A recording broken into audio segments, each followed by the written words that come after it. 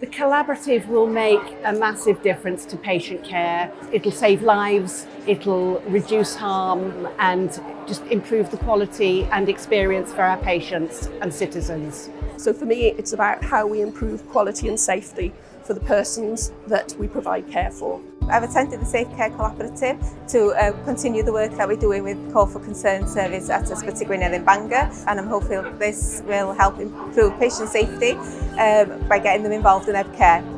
I think for me personally, it gives me the skills and the tools I need to empower my staff to make those changes and to support them to make those changes. So I think it can only but help our patient care and improve our standards and the care that our patients are having.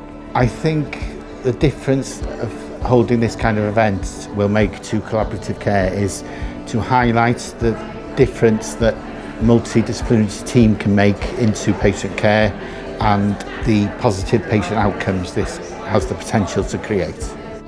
Undoubtedly, it will improve patient safety. It's tried and tested, this type of methodology, and we're really excited to do the best thing for patients within Wales.